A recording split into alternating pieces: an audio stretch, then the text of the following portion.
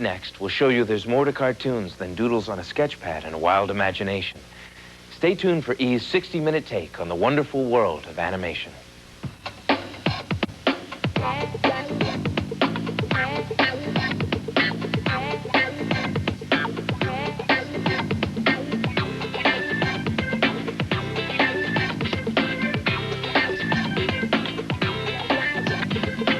Hi, I'm Robby Benson. Welcome to E's 60-minute look at animation. As some of you might know me from my live-action film work as a good guy, but it took the toon world to bring out the beast in me. And I've been doing voices for animated series ever since. Now, when you think of animation, some classic images come to mind. Everything from Mickey Mouse to Bugs Bunny to The Little Mermaid. But the fact is, animation is everywhere these days. It's being used in commercials, video games, amusement park rides, and many other venues. Still, no matter how sophisticated technique gets, the universal appeal of drawings in motion has proved to be timeless. I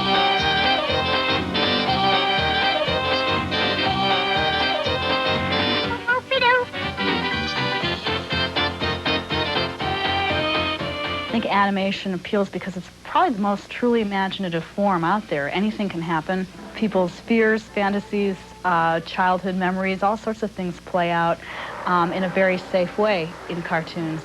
They appeal to that kind of unsocialized, uncivilized part of everyone that still has a bit of the kid inside of them, in addition to obviously appealing to kids. Walt Disney, of course, understood the drawing power of animation. Walt Disney probably had the finest story sense of anybody, not only in animation, but in all of films. He probably understood it better.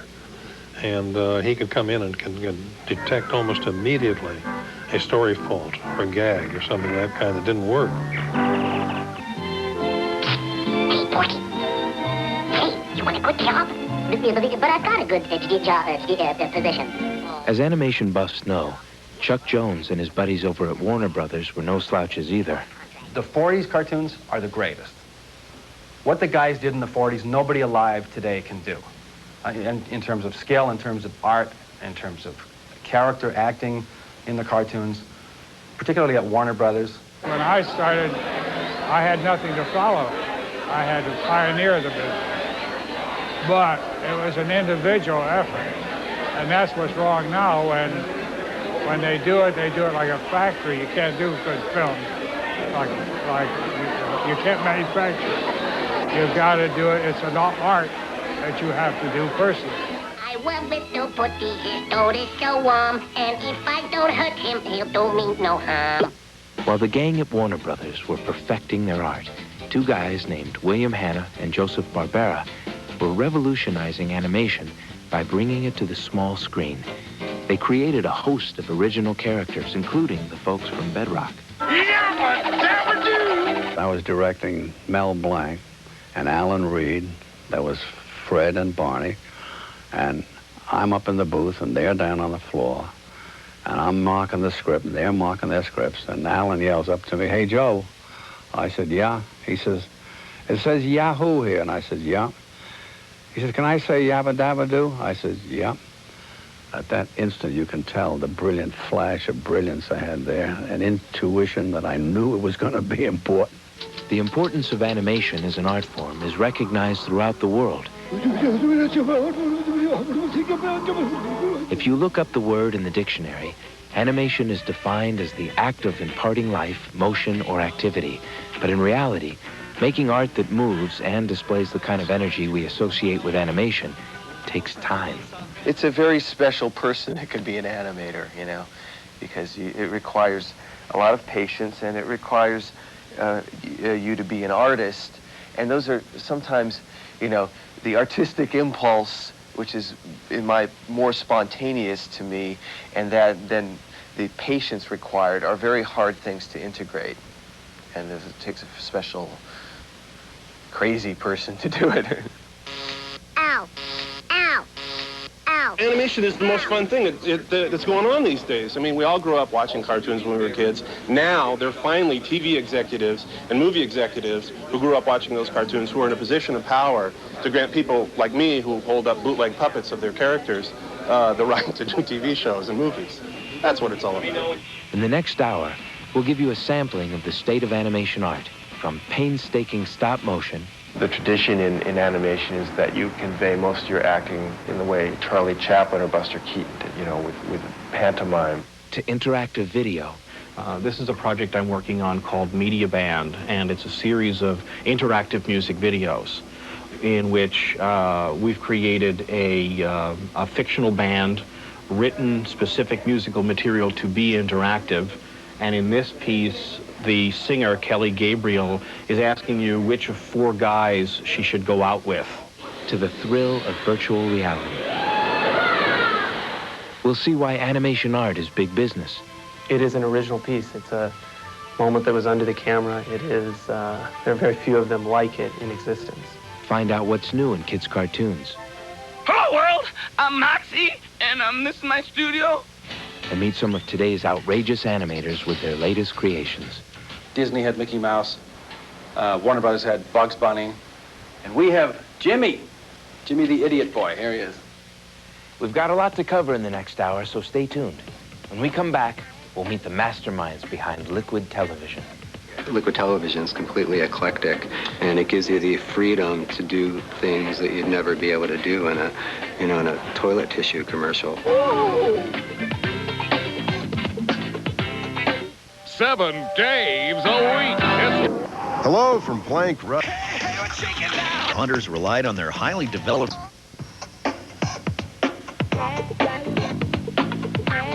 Hi, I'm Robby Benson, and welcome back to E's Hour on Animation. You know, Hollywood isn't the only hub of creative activity in the animation universe.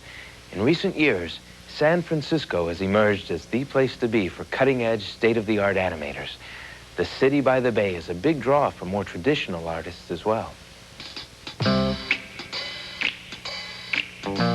There's more of everything, good and bad, in Los Angeles. Here, though, it's a fairly tightly knit group of creators and more of a tradition of experimental filmmaking up here, and individuals who do it all themselves. This independent spirit came in handy during the shooting of Tim Burton's Nightmare Before Christmas.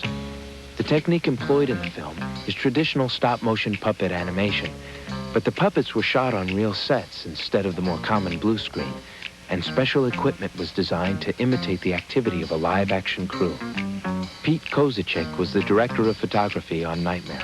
If I was a real animator, and if this was a real puppet, and I was doing a real shot, typically what I do, we've got camera motion pre-programmed into this fairly typical example of a robot camera, and then the actual live performance comes out of the animator's hands.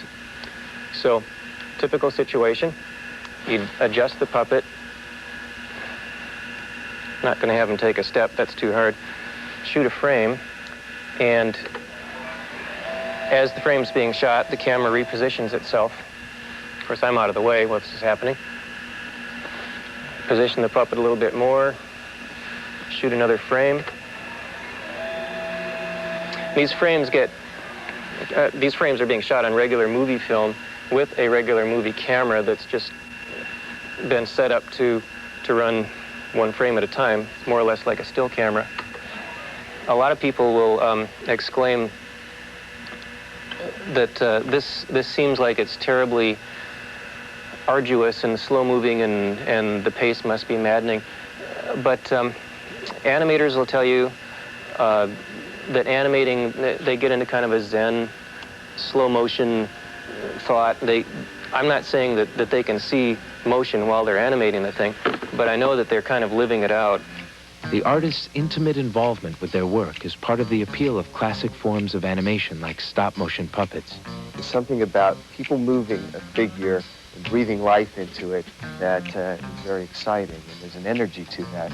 You know, like when I see the shots come out, it's something like, you know, you could just feel the human contact with it or whatever, and it was great. You know, it's a beautiful art form. I guess what it gets down to for me, at this time in my life, I'm going to subscribe to the belief that at the heart of great animation is artists in a hands-on mode.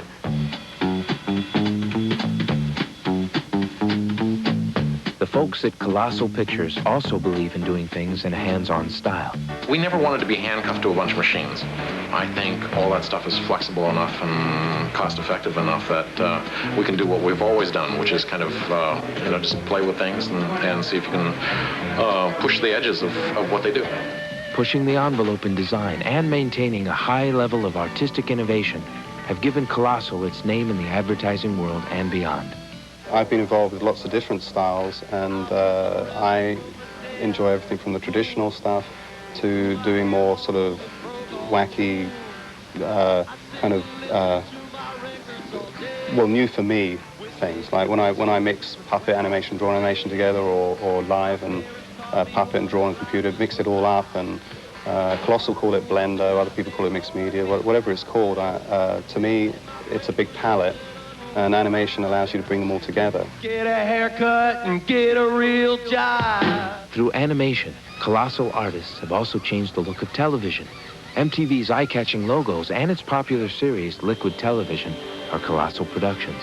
We were doing these 10-second IDs that became interstitial entertainment and then blossomed into a television show, effectively.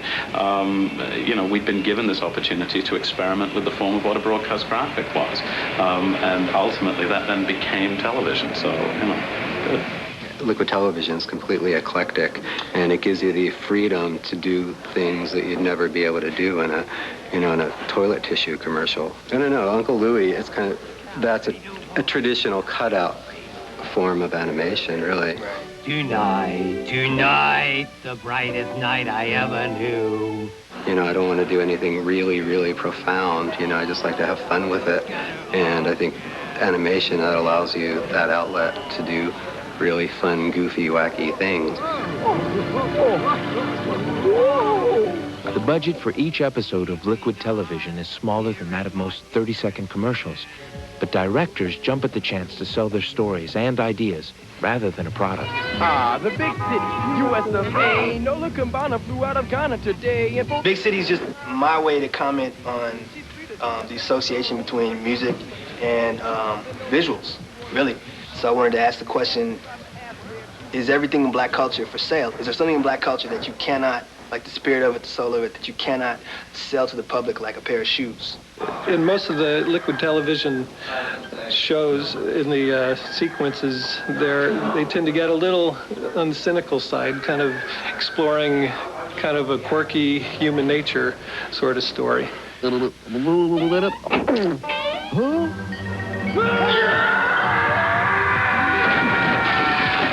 It's always an adventure. You never know what's going to happen in the course of it. That's one of the things that I really enjoy about it. This is a language arts project for small children around the age 5 or 6 for Broderbund in a living book model. So there are 12 pages like this, and each page, every object in the page is an animation. Expanding the boundaries of conventional animation is what Colossal is all about. Colossal is a studio. It's a art, animation, film, new technology studio.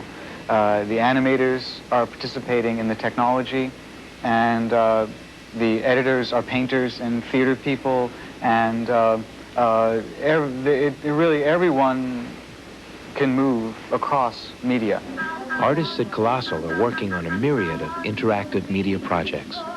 For this kind of interactive media, the next step is interactive television, interactive MTV, where instead of turning on the television set and sitting there passively and watching video after video, videos come up like this, where essentially you are a participant in terms of creative animation approaches. The idea of being able to mix media, computer graphics, live action, image processing, traditional cell animation, to put all those together to make really wacky stuff. And get paid for it and have people love it is, it's a real inducement to try and do the most outrageous stuff you can. Coming up next, we'll show you why Saturday mornings will never be the same. I've got cameras, I got a projector, I got a thingy.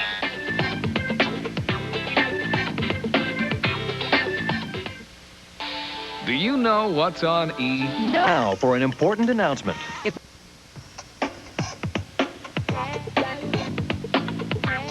Welcome back. I'm Robby Benson, and you're watching Animation, E's one-hour sketch of art in motion. Cartoons have always been the staple of children's television programming. These days, though, they're getting a different look, and you don't have to wait until Saturday mornings to watch them either. I think the 24-hour Cartoon Network was pretty much the idea whose time had come.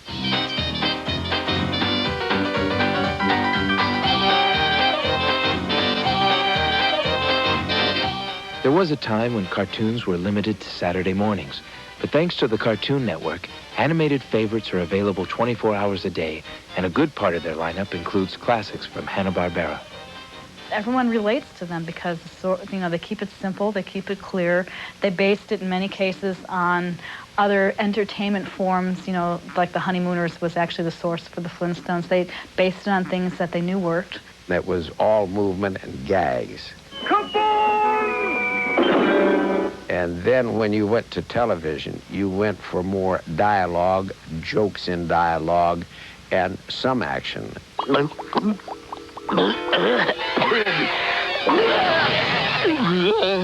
I'd say it is polluted. The traditional tunes certainly speak for themselves, but the Cartoon Network also plans to put a new twist on an old format. We're reinvigorating the cartoon short form. I mean, the problem is that most TV networks wouldn't know what to do with a 7-minute cartoon, but the Cartoon Network is a venue that will showcase it, treat it like a world premiere video. While the past is being revisited, the future is dictating original programming. The Cartoon Network is blazing the trail in computer animation with television's first real-time animated leading man. Hello, world. I'm Moxie, and this is my studio. Best studio ever. I've got cameras, I got a projector, I got a thingy. Moxie is a real-time animated character who is performed really by kind of 3 people. The voice is Bobcat Goldthwait. The body is a human puppeteer who's actually literally connected by wires to a computer, and as he moves his hand, the character Moxie, who's really created in a computer, moves simultaneously, and that's what real-time is all about. And then there's the computer operator himself. Go wild.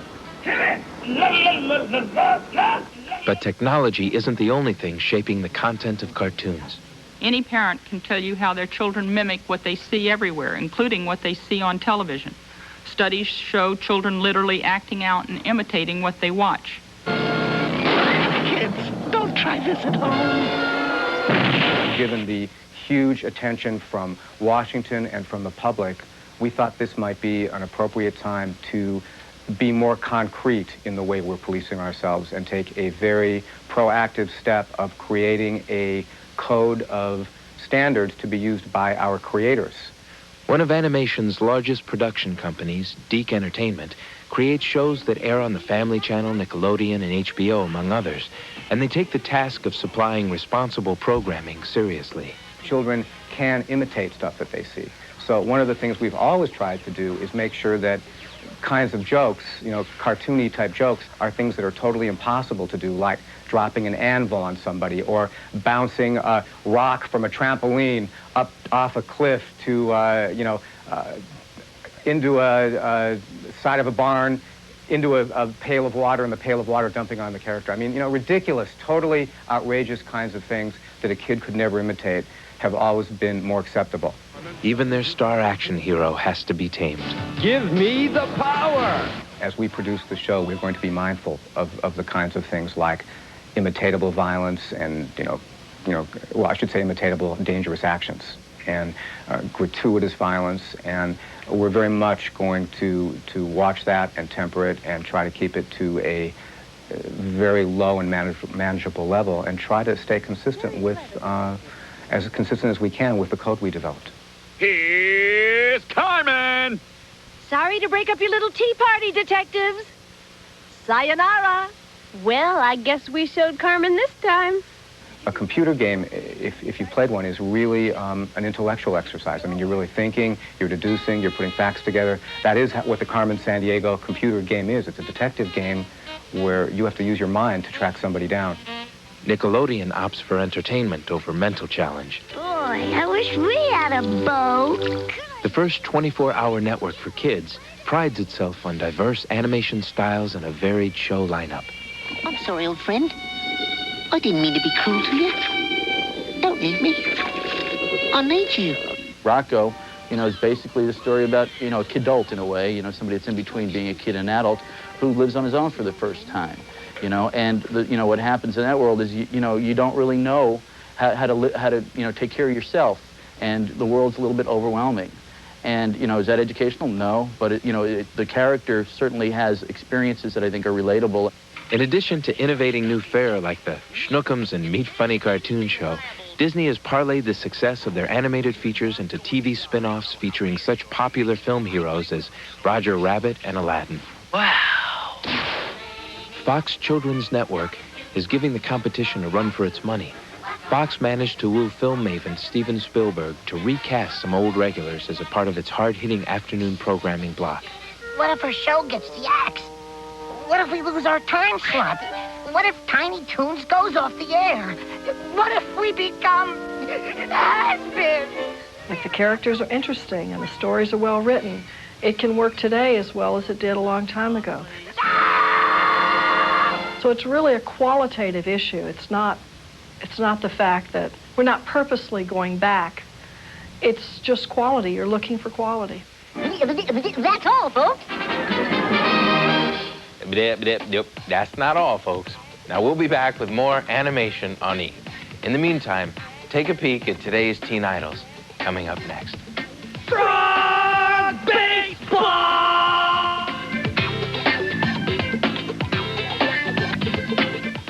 I love romance.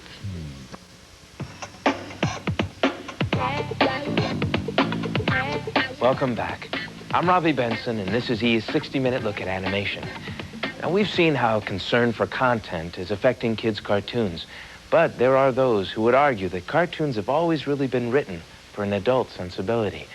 Next, we'll take a look at two crossover shows that put the fun in dysfunctional. These characters were created for the Tracy Ullman Show in 1987. I had about 15 minutes to come up with some characters. I came up with The Simpsons, named them after my own family. My family used to be upset with me. Now they're signing autographs, so they've forgiven me. And the rest is history. Well, animation history anyway. Not since the Flintstones in the 60s has an animated series aired in prime time. But don't expect traditional family values.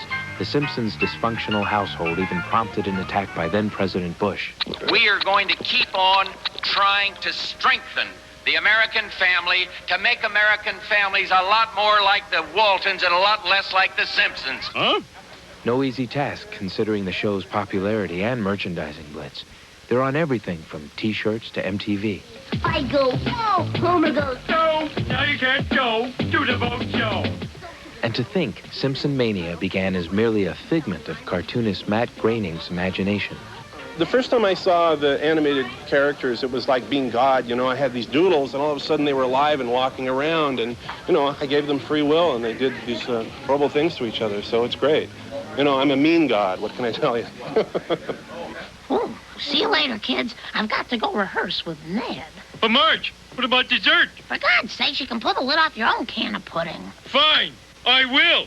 Yeah, I would say that Homer Simpson has become a little more stupid than I thought was humanly possible. Ah! Oh no, my pudding is trapped forever.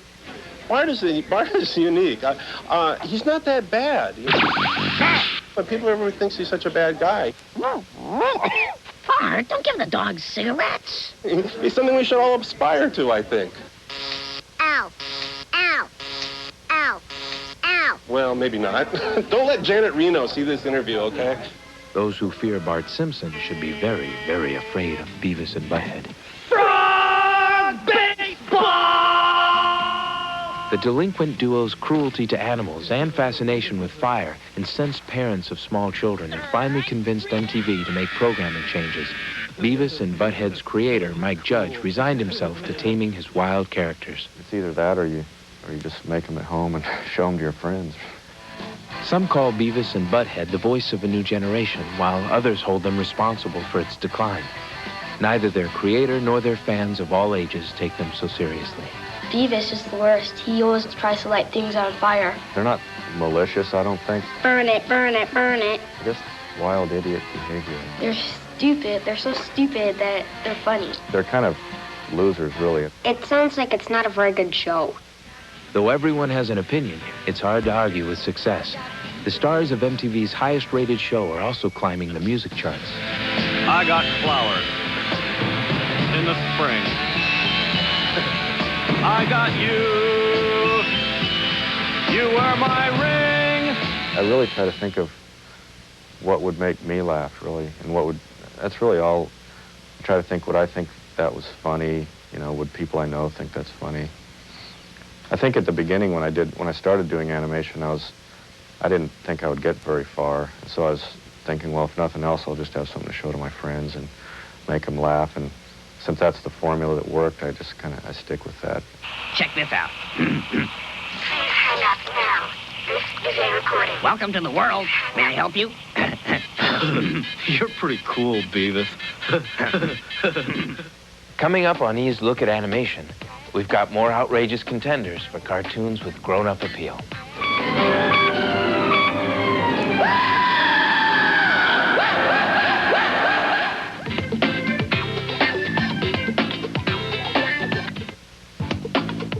Welcome back to E's 60-minute take on animation. Hi, I'm Robby Benson. And you know, the phenomenal success of The Simpsons and Beavis and Butthead has broadcast and cable networks all scrambling for a primetime animated hit. And creative minds in the animation world are turning to the task with unbridled enthusiasm. When Ren and Stimpy rocketed into the TV universe, they were an instant hit with kids of all ages. Our seaport computer suggests one last alternative.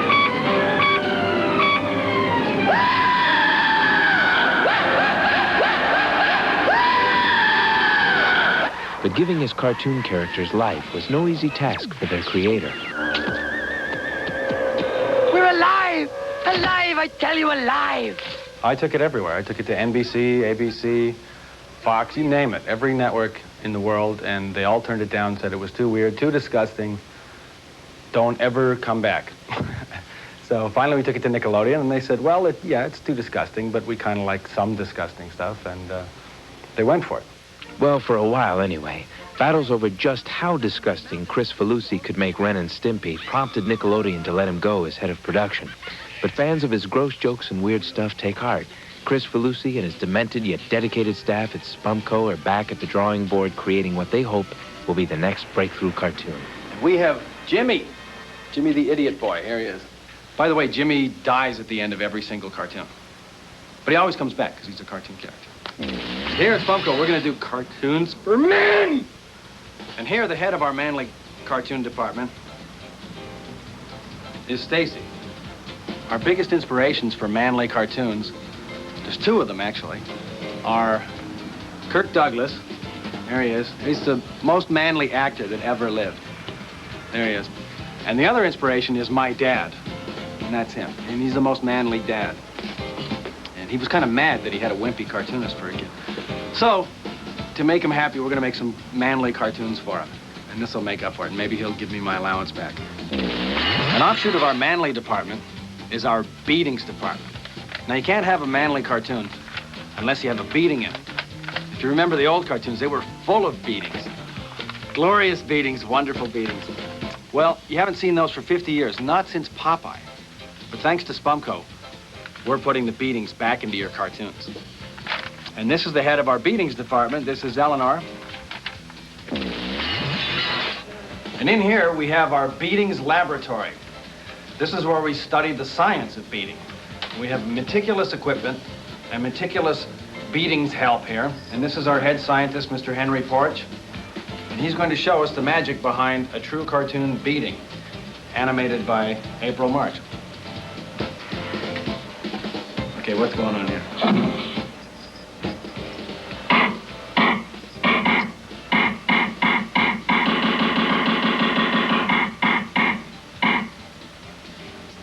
Very good. This is the story department at Spumco. In cartoons, you don't use scripts, you use storyboards.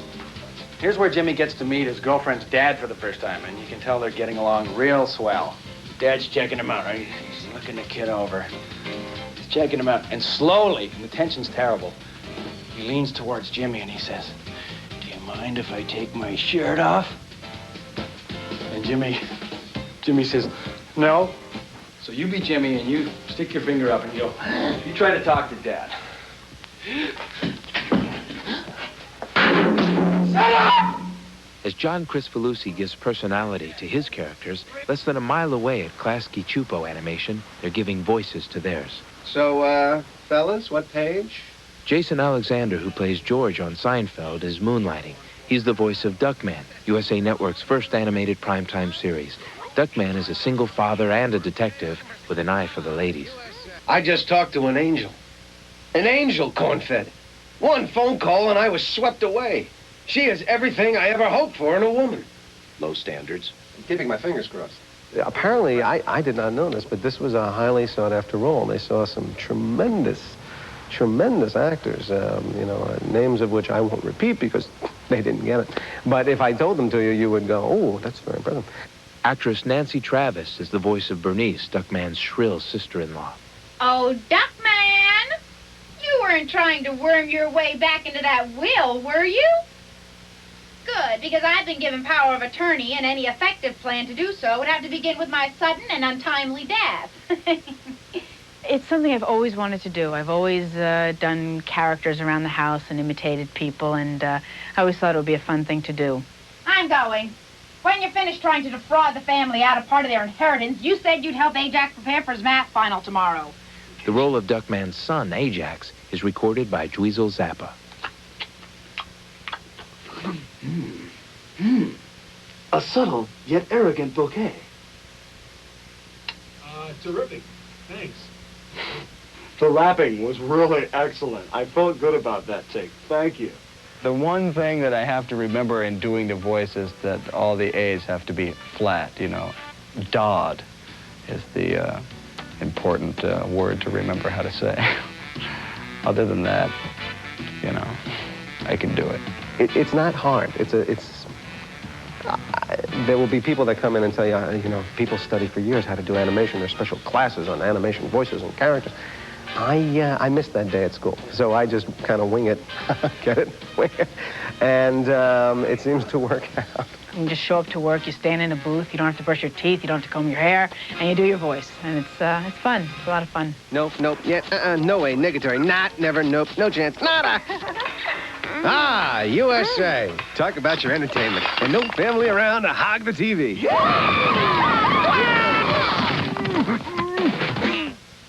When E's look at animation continues, cashing in on collectibles. All of a sudden, there's a whole thousands of collectors that want these cells. And the surprising thing is that we used to throw them away.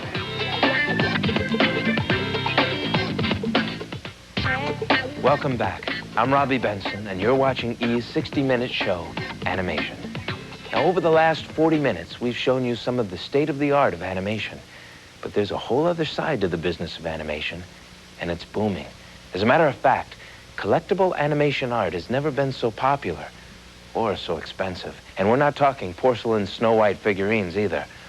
Take a look at what $15,000 gets you these days. This is a very rare piece. This is an original piece of artwork, both the background and the cell, the character painting, but it is an original piece. It's a moment that was under the camera. It is, there are very few of them like it in existence. Could we have anticipated the idea that people would someday pay enormous sums of money for these things, and they still seem to me to be enormous. And so $500, $600, $700 are up to $1,000. I guess they're well over $1,000 a piece now. This doesn't. It would have enlisted from us a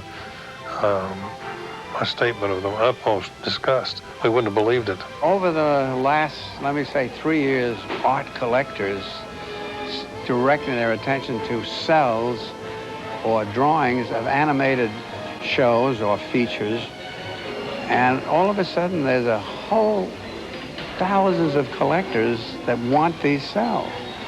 And the surprising thing is that we used to throw them away. It may seem shocking, But almost every major animation studio prior to the 1960s threw out, burned, reused, or gave away nearly all of their animation art. The rarity of this kind of artwork is one reason art collectors have begun to consider animation art big business. Despite financial incentives, though, many collectors appreciate this art form for different reasons. If you were brought up on Peter Pan, Lady and the Tramp, or Warner Brothers, or MGM, whatever, Donald Duck, then there is a very fond memory in your background that shows and illustrates when you see the art form. You know, you can relate to it. It brings back a pleasant memory, a memory of some experience. So I think that that's the starting point. I like to say that no one comes to this art form except through the films. We grow up watching and loving these movies first. And then if we come to the field and buy a piece that we can enjoy on our walls, then I think that's the primary reason for collecting this art form. In fact, for collecting any artwork or collectible. Investment is something that is icing on the cake. It's an extra. You've got to love the piece if you're going to look at it every day. Before novice collectors purchase any artwork, gallery owners have some advice. For someone who's going to buy art, a useful thing would be to study about it, too. We have a lot of books here that show the history of animation. We never, and I know good dealers do not ever suggest that anyone invest in art as an investment. It's not, people should be buying art because they love the art, not because they expect it to increase in value. Determining the price of animation art is difficult. Often the most popular types of artwork are not the most valuable. While cells make up the majority of sales, many collectors prefer the production art, including drawings, storyboards, and maquettes. By far the most popular images are cells, which are the flat celluloids, and the image is exactly what's photographed on screen. But I enjoy more the concept art, which is the preparatory art that led to the final art product. They have character sketches. We have a couple character sketches where they're actually creating the characters, and the characters evolved over time, too. Mickey Mouse had a very different look in the early 30s than he does now. A renewed interest in animation is a fortunate turn of events for animation art collectors. The fact that we've gone through a huge renaissance, if you will, in the animation art form at the film level, it's quite clear that it's created great interest in the public. That we are now in a position to share these pieces to the art collecting public, I think is taking full advantage of the fact that the public is seeing so much more animation in film.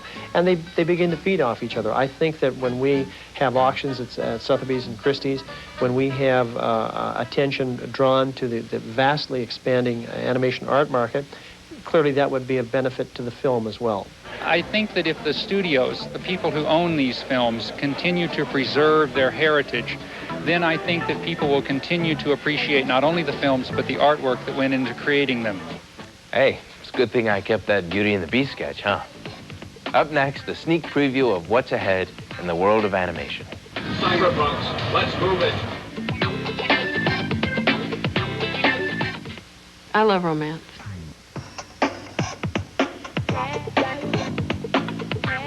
Welcome back. I'm Robby Benson, and this is E's 60-minute inside look at animation. Now, we've seen some pretty impressive stuff in the last hour, but the animation frontier of the future is still wide open. Technological breakthroughs combined with animation now have the power to design you right into virtual reality.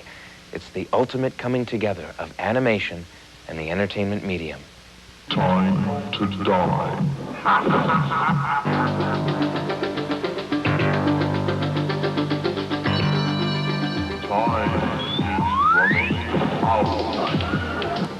Time isn't running out. Artists are just beginning to explore the many aspects of animation. Traditionally, animation has been limited to feature films and cartoons, but now animators are combining classic techniques and computer imagery to create virtual reality. This high-tech computer animation is making its debut in several forms, including rides, video games, Cyberpunks, let's move it. And even theme parks. Virtual reality is a very broad term, and it's different people use it to mean different things. I personally think that deep down at the end of the day, what it really means, it's a reference to a three-dimensional computer-generated database or world in which one or more users or participants is free to travel and interact in any way they want. What we present is virtual reality in that sense.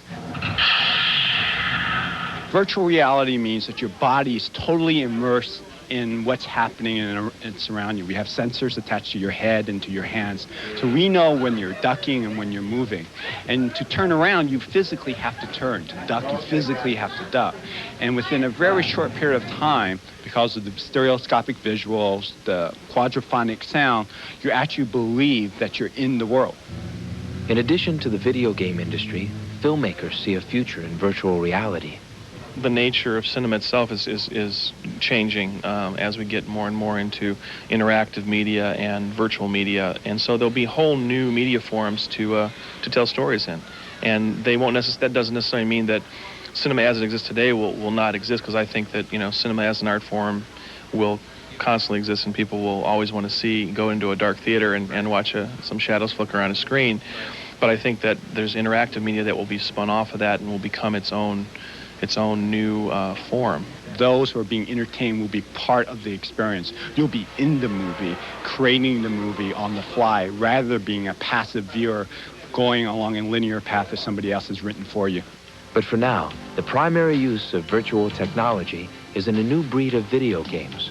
Unlike an arcade where you just plunk your quarter in and you play for 3 minutes and then it's over with, it's an entire method of encouraging the customer to suspend his disbelief. From the moment you step in the door till the moment you leave, you're in another world. Unlike a lot of computer games where you're just playing against the computer now just generates the environment. The fun is having your friends and your families all playing together in this great big virtual world.